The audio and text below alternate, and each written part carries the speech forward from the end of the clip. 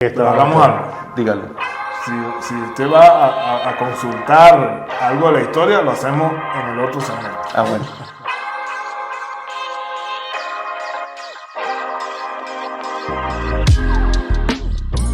Hola amigos, bienvenidos a un nuevo episodio de nuestro podcast Entre Nos, de mi amigo Alexis José Paparoni y mi persona. Recuerden sintonizarnos en nuestras redes sociales, en todas nuestras redes como Alexis J. Paparoni o Luis Millán MDA. Hoy tenemos como invitado a un gran amigo, dirigente político, secretario o coordinador de organización del Partido Voluntad Popular en el Estado Mérida, es secretario del Consejo Municipal en la gestión donde estuvimos de 2013 a 2018 y también es dirigente estudiantil, licenciado en Historia. No vamos a hablar de historia. Es imposible no hablar de historia que no es con Héctor. Bueno, sí. Héctor, amigo y como todos los que hemos entrevistado, la idea de este podcast, Héctor, es que lo que le hemos dedicado literalmente nuestra vida a la lucha política, queremos humanizar la política, porque pues a veces piensan que nosotros los políticos somos extraterrestres. Pero sí quisiera arrancar con un comentario inicial. En los últimos días, el Colegio Nacional de Periodistas ha sacado un comunicado y en el caso de Luis Millán y mi persona apoyamos plenamente el comunicado del Colegio Nacional de Periodistas, donde pues algunas personas que no son periodistas pues sencillamente parecieran que estuvieran pues usurpando esa profesión tan importante. Yo pues le tengo un cariño especial porque pues mi papá es periodista, lo vi estudiar después de algunos años, para no decirle viejo porque me pega, lo vi la pasión con que se graduó de periodista y pues le tenemos un cariño especial a esta profesión. En el caso de este podcast que estamos haciendo Luis mi persona, son nuestras redes sencillamente personales, más que entrevistas, lo que hacemos es charlas entre amigos. Lo que queremos es darle un apoyo total al Colegio Nacional de Periodistas porque ustedes están en su justa razón de reclamar el que se respete su profesión. Eso es como el caso de nosotros los ingenieros, que vayan a hacer un edificio y que lo calcule un historiador. Pues totalmente estamos con ustedes y respaldamos totalmente ese último comunicado. Bien, Héctor, cuéntanos, ¿cómo está la política? ¿Cómo está Boconó? Bueno, comencemos por Boconó. Sí, Boconó, que es mi tierra, mi terruño, a pesar de que ya tengo más tiempo aquí en Mérida. Sí, ya uno tiene más tiempo en Mérida que lo que vivió en su ciudad. Sí, Boconó, pues golpeado como todos los pueblos de los Andes por el tema de los problemas de servicios públicos, pero todavía la gente tratando de sobrevivir, haciendo cosas como, bueno, Boconó es un pueblo de montaña. Igual que Timotes, igual que Mucuchíes, igual que Valle del Mocotíes, que la gente tratando de hacer las cosas para no tener que irse del país. Pero está, bueno, un poquito caluroso, como está aquí en Mérida. Con todo. O sea, Héctor es trujillano, pero adoptado merengue. Ya tengo más tiempo acá. Exactamente. Ya tengo más tiempo aquí en Mérida. Y es de esos merideños como yo que decidimos quedarnos. Así es. O sea, no son de cepa como yo. Exacto. No nos quedamos obligados.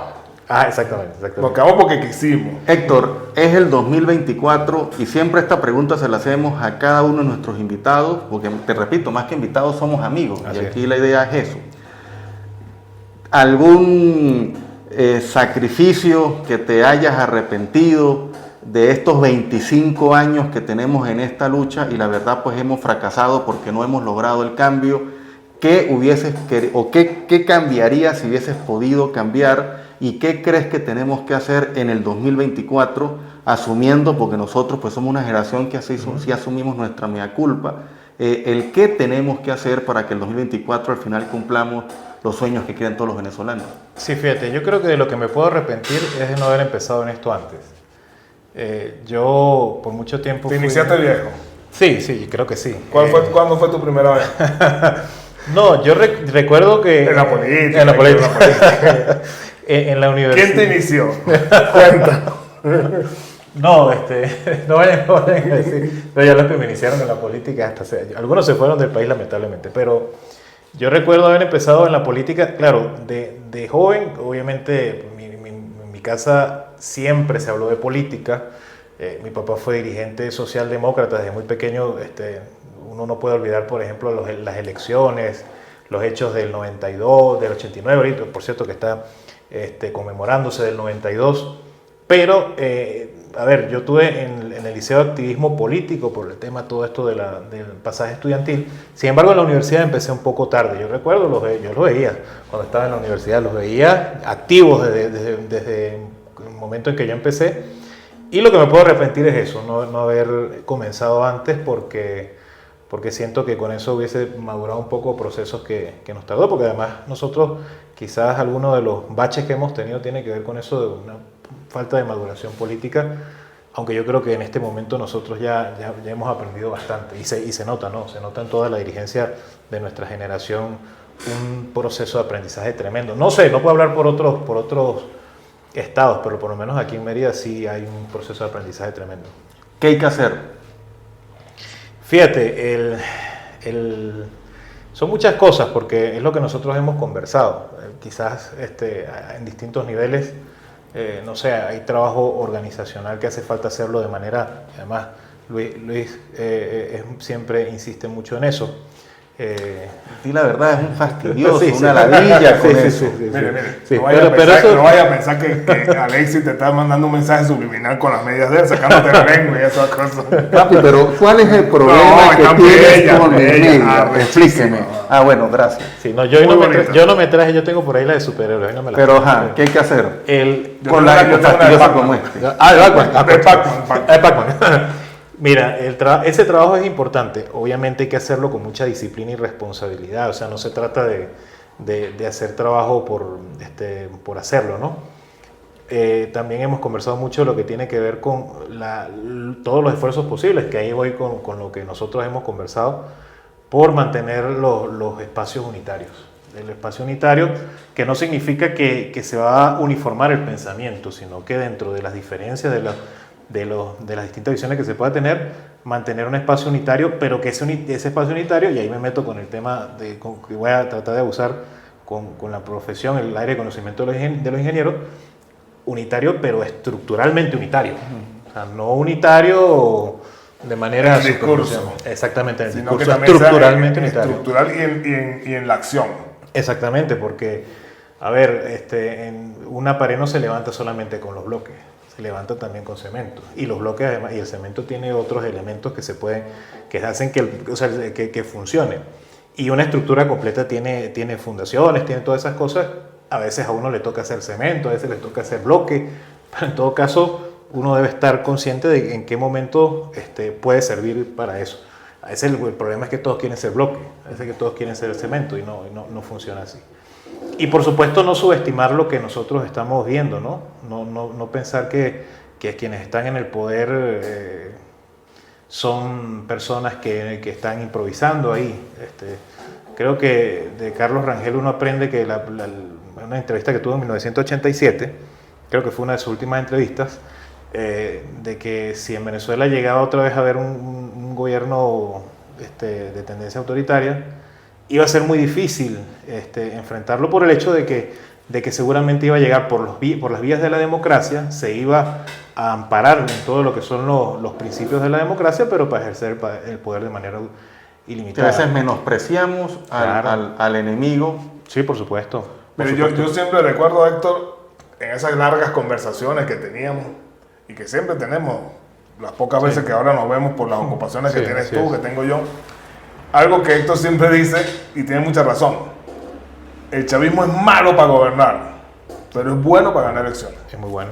Y nosotros, y lo he dicho yo en las reuniones de organización con este tema de la campaña, que nosotros tenemos que esforzarnos más en el tema de organización y hacer como dice Héctor, no es solamente en el discurso y en la palmadita en la espalda y decir estamos organizándonos, no, es ir abajo a donde está nuestra gente, que por cierto nuestra gente es muy leal, Sí, así es. es muy trabajadora, Así es. y a pesar de las circunstancias, las dificultades que estamos viviendo, siempre está dispuesta a trabajar. Y esas personas nosotros tenemos que reconocerle ese trabajo que han hecho durante todos estos años. Los testigos de mesa, los de la logística, los del auxilio en la cola, los de la movilización, todo ese aparato que nosotros tenemos como oposición aquí en la ciudad, en las diferentes parroquias y en el estado Mérida, tenemos que darle un reconocimiento y que sabemos que hoy día ya están dispuestos y organizándose para la contienda electoral de este año 2024. Héctor, para los que nos están viendo, Héctor no es legislador conmigo, estuviera, ¿cuánto diera debes tener al que tengo al lado, tener a Héctor? No tengo necesidad de ocultarlo. Todo el mundo sabe. ¿Qué resultó, Héctor? Porque hoy nos está gobernando la minoría. Héctor, pues aparte era el candidato nuestro de la Mesa de la Unidad, de la plataforma, el candidato unitario. ¿Y cuánto diéramos que debe tener 4 legisladores de nuestra fracción, haber tenido 5? Pero bueno, justamente por no ponernos de acuerdo o por no entender a veces o menospreciar al de al lado. Pero ¿qué significó para ti? Porque pues prácticamente el ir al circuito de Libertador ya era prácticamente legislador. Sí, y el circuito de Franco, ese nadie lo quería, que era la Panamericana, era así, el circuito la Panamericana y el Páramo. Y por cierto, en varias, ¿te acuerdas lo que se hace en las campañas con campaña? No. Un debate, fuimos Héctor y yo a debatir con los candidatos del PSUV y bueno, creo que disfrutamos bastante. Sí. Pero ¿qué se siente, Héctor? ¿Te has amilanado? ¿Qué lección te dio personalmente? Pero lo más importante, ¿qué lección le das a los merideños sobre eso? Sí, mira, yo creo que fue una experiencia enriquecedora en los términos de la política democrática, en la que uno a veces puede perder, a veces puede ganar, ¿no? Quizás nosotros en ese momento no solamente subestimamos a quienes gobiernan, sino también sobreestimamos nuestras capacidades, pensando que quizás al amparo de la tarjeta de la unidad podíamos decir cualquier cosa y la gente iba a votar sin pensarlo, y también no analizamos bien esa división que teníamos nosotros con factores de la oposición que por distintas razones pues no acompañaron una propuesta unitaria. El aprendizaje tremendo por el hecho de que uno, ser candidato en la parte legislativa, a diferencia de cuando uno es candidato a gobernador o alcalde, esto requiere de hacer propuestas políticas muy serias. No puedes prometerle a la gente lo que no va a cumplir, porque los legisladores, igual que los concejales, se dediquen a legislar. ¿Qué le cambiaría yo a esa experiencia el hecho de que no está bien que nosotros volvamos a una campaña donde uno de los principios discursivos sea tratar de aminorar a otra parte de la oposición? Eso creo que a nosotros nos pasó factura terriblemente, porque la gente decía, bueno, usted es de aquí de la oposición, viene a decirme que el otro no es opositor, entonces el otro viene y me dice lo mismo, y la gente, por lo menos en el caso de Mérida, en el corredor electoral, que la gente está muy pendiente de las noticias, de lo que dicen los grupos, la gente no quiso votar ante eso. Nosotros pues, debemos revisar eso. Afortunadamente se recuperó el tema de la participación, la confianza en la participación, pero también tiene que recuperarse una parte de la confianza. Pero nosotros no podemos, fíjate que Mérida es un estado mayoritariamente, no voy a decir opositor, democrático, convencido de que este estado debe tener democracia. Y así se debe, los que gobiernan hoy en día no son representantes de la mayoría que vive en este estado. Están ahí porque nosotros no pudimos de acuerdo para que ellos no llegaran a gobernar tan mal como lo hacen. Y eso pues ahí queda la experiencia. Siempre, y eso creo que después nosotros lo conversamos, debe quedar por encima de todo Mérida como un proyecto histórico de los que nacieron aquí en Mérida y los que no nacimos, pero que queremos a esta tierra como si fuera propia. Es lamentable, yo lo hemos dicho nosotros en diferentes programas de radio, en los podcasts que hemos hecho con los amigos, que el no ponernos de acuerdo nos lleva a que hoy gobierne la minoría y se comporta como la mayoría, imponiéndote su visión de ciudad, cuando hasta ellos mismos saben que no tienen el apoyo de la mayoría de los merideños. Y es increíble porque una elección donde con el 62% de abstención, si nosotros hubiésemos ido juntos, hubiésemos ganado fácil. Y hubiésemos tenido mayoría en el Consejo Legislativo y mayoría en los consejos municipales. Bueno, pero es que vamos, esto es un botón. La Panamericana. Así es. Desde el Vigía hasta Arapuey. Así es. Todos los alcaldes son de oposición. ¿Y por qué? Sea de cualquier tendencia, exacto, pero de oposición. Sí, ¿pero por qué? Porque la gente reconoció el liderazgo de nuestros dirigentes. Eso es correcto. De cualquiera de las dos tendencias, pero los reconoció. Y es más, los que ganaron de la tendencia de la Alianza Democrática, todos, con excepción de la alcaldesa de Andrés Bello, eran militantes de nuestros partidos. Sí, eso es correcto. Entonces, errores nuestros en la campaña, pero también errores antes de los acuerdos, nos llevaron a esa derrota, que incluso nosotros perdemos la gobernación, creo, si mal no recuerdo, por 20.000, 18.000, algo así. 20.000 casi votos. 20.000 bueno, entre la diferencia que nos sacan en Arapuey, Andrés Bello, Alberto Adriani y Aricagua, están más de 30.000 votos. Es correcto. O sea, si se podía haber perdido la alcaldía Libertador y hubiésemos ganado la Exacto, y gobernación. hubiésemos ganado la gobernación. Mira, yo no puedo desaprovechar la oportunidad de tener un historiador. Héctor, pues yo he venido. Pero hagamos algo. Dígalo. Si usted va a consultar algo de la historia, lo hacemos en el otro segmento. Ah, bueno. Pero hagamos algo. Dígalo. Si usted va a consultar algo de la historia, lo hacemos en el otro segmento. Ah, bueno.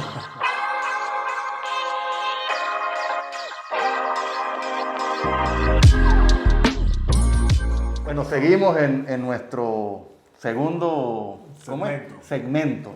Me estoy acostumbrando a esto papi, nosotros los de Santa Cruz, pues.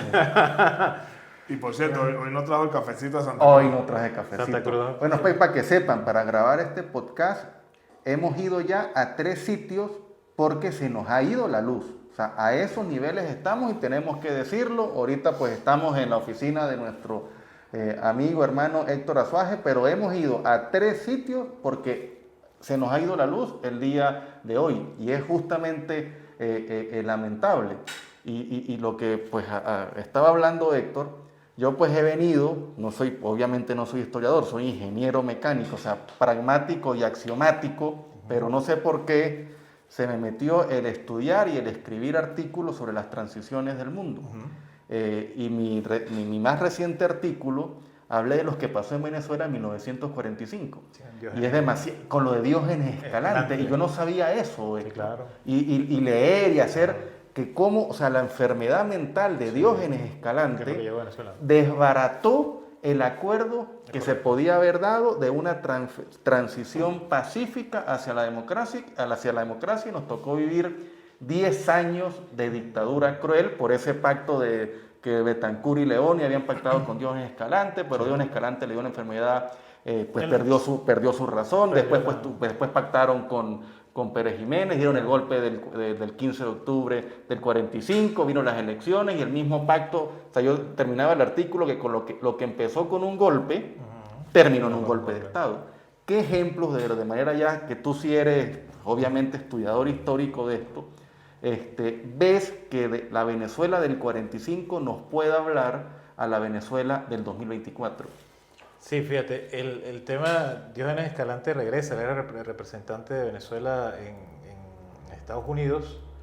Se había logrado esa concertación entre el medinismo gobernante y los partidos, principalmente Oposición de Acción Democrática. Se entra en un proceso, bueno, básicamente volvió loco. Es lo que, por lo menos así nos lo explicó mi profesor Caraballo de Historia de Venezuela. Que se hace una propuesta, incluso a último momento se trató de proponer a la figura de Ángel Biagini, pero no fue aceptado. O sea, no fue aceptado por AD. Por AD, exactamente. Y en ese momento pues se pone en marcha el tema de la conspiración, principalmente en ese momento con Carlos Delgado Chalbó, y que además él recuerda que Chalbó no era militar, él era asimilado, no era militar de carrera como era Pérez Jiménez. Pero bueno, a ver, ese proceso esa imposibilidad de lograr un acuerdo nacional, pues nos dio 10 años retardó 10 años más la democracia. Pero que no solamente eso, también el proceso de independencia en Venezuela no funcionó hasta el momento en que hubo la posibilidad de generar encuentros. Los primeros 4 años de la independencia, de la guerra de independencia, después que cae la primera república, son de una guerra es una guerra muy cruel, sanguinaria, del tema del decreto de guerra a muerte, del Boves recorriendo parte del país, asesinando a cuanto soldado del ejército patriota se encontraba. Incluso también el proceso de la misma guerra federal es producto de la imposibilidad de generar encuentros entre dos visiones de país en ese momento distintas. Fíjate, el proceso político más largo y estable que ha tenido nuestro país, que es la democracia, fue el producto de un gran acuerdo. El pacto de punto fijo. El pacto de punto fijo. Criticado por muchos, aplaudido por... Pero y aparte estamos hablando de ejemplos venezolanos, o sea, no nos estamos yendo ni para Sudáfrica, ni para Polonia, ni para la India, que podemos también hablar de eso. Pero ese ejemplo de nuestra idiosincrasia venezolana, tú como historiador, ¿qué crees que nos da o lecciones nos da para lo que estamos viviendo en el 24? Mira, la lección es que nosotros, por lo menos se puede medir desde el momento en que irrumpen a la escena política venezolana desde su juventud, los que después fundaron los partidos políticos en Venezuela en los años la generación 30, del 28. La generación del 28 y también la generación de lo que es la Unión Nacional de Estudiantes, los que se asignaron la UNE al social cristianismo, ¿no? Entre eso al 58 es bastante tiempo, ¿no? Pasó bastante tiempo para que se pudieran poner de acuerdo la dirigencia política, la élite política. Caldera, Betancur y Caldera, Betancur, Villalba y otros personajes que tenemos por ahí que... Lorenzo Lecopey, Lorenzo Fernández, no, hay otras... Claro, pero eran estas las tres figuras. Claro, pero recuerda que también, por ejemplo, en el caso de cuando cae el medinismo, quienes apoyaron a López Contreras y a Medina no se fueron del país. Ellos quedaron, incluso muchas de las personas fueron asimilados por partidos políticos, principalmente en el caso del medinismo, por URD y otros. Alguien que tú lo nombras y es un gran Arturo Larpietri. Exactamente. Claro. Y venía del López Contrerismo. Fue gobierno fue gobierno de Medina. Gómez. Y con Gómez también fue. De Gómez, exactamente. Pero fíjate, nosotros tenemos también una crisis de partidos políticos, la crisis de la democracia, que fue producto de la imposibilidad de generar acuerdos más allá de aquello que se logró cuando pues casi que fue una petición nacional, la conformación de una comisión para reformar el Estado en 1984. Pero ese espacio de acuerdos políticos que permitió el proceso de descentralización, que a mi modo de ver debió haber llegado antes, porque creo que le hubiese evitado ese colapso de la... Nuestra primera constitución, la de Juan Germán Rocio, era federalista. Claro, ¿no? Y la misma constitución del 61 establecía que el proceso de descentralización tenía que darse en las disposiciones transitorias, tenía que darse... En el 92. Empieza en el 92. En el 89. Claro, empieza en el 89, pero en el 92 porque 92 es donde se cumple. Se cumple cuando por ejemplo, aquí en Mérida aprueban la ley de división político-territorial y es donde aparece. O sea, mi papá fue el último gobernador nombrado por presidente. Exactamente, eso es correcto.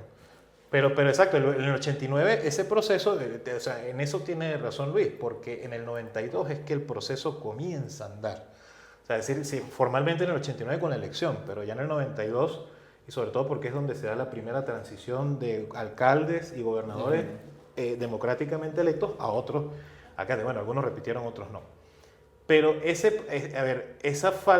esa última etapa de la democracia, esa falta de acuerdo la ausencia de acuerdo entre la dirigencia, pues nada más y nada menos que le abrió las puertas otra vez a lo que nosotros pensábamos que habíamos superado con la democracia. O sea, 2024 tenemos que entendernos absolutamente todos, también con nuestros enemigos.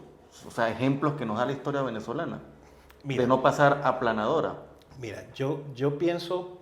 Pues por lo menos el 48 fue o sea, porque por ejemplo lo de Gallegos, no sé si tú sabías, Gallegos ha sido el presidente de Venezuela que ha recibido mayor porcentaje de votos en la historia de este país. Sí. El 70.8% de la votación del 48 lo sacó Rómulo Gallego.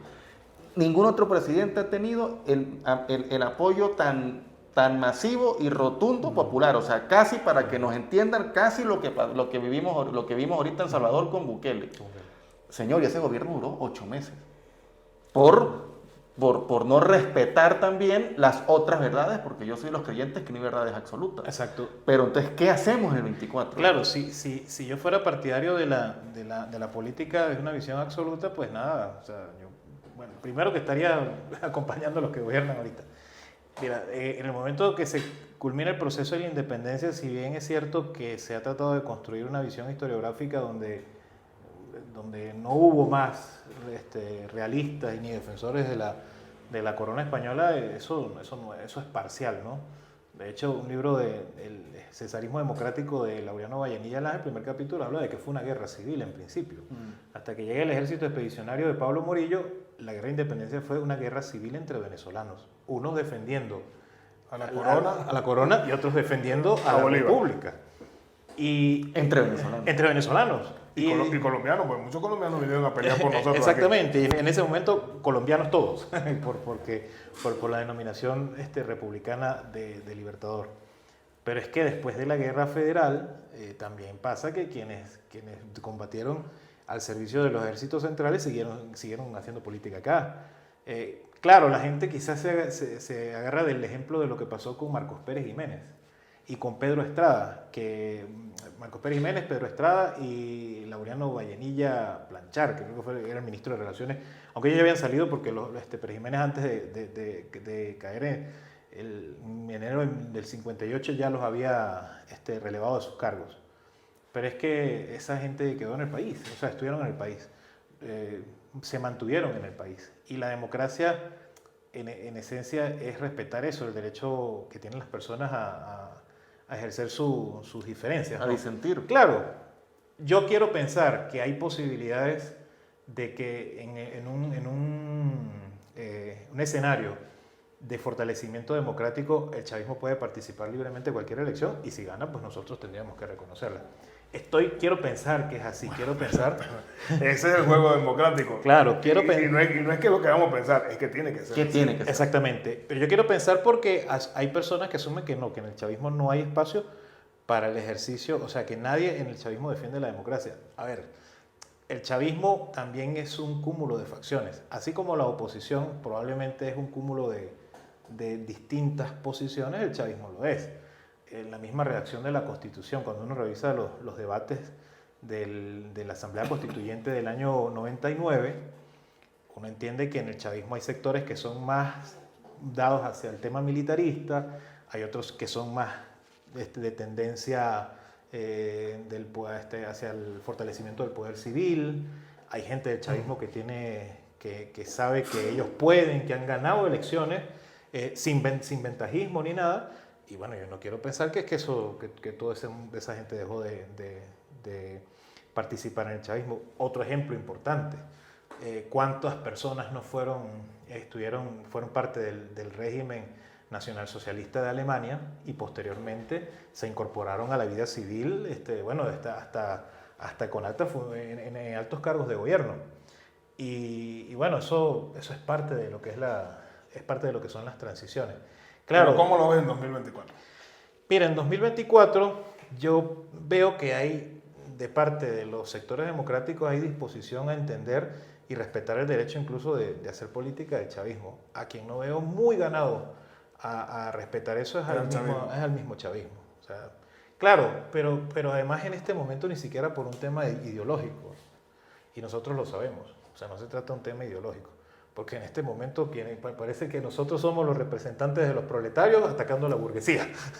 O sea, es un tema de intereses Tenemos años, lamentablemente. que la tortilla se invirtió. Sí, exacto, por supuesto. Entonces agarran a uno. Interesante eso. Es un vacilo porque entonces lo ven a uno anda en la calle, uno anda haciendo mercado sin ningún problema, y entonces pasan de repente esas madres camionetas y uno normal en la calle con la gente y entonces los camaradas de las camionetas, mire, ahí está la burguesía. Y uno, claro, exacto, la burguesía pata en el suelo.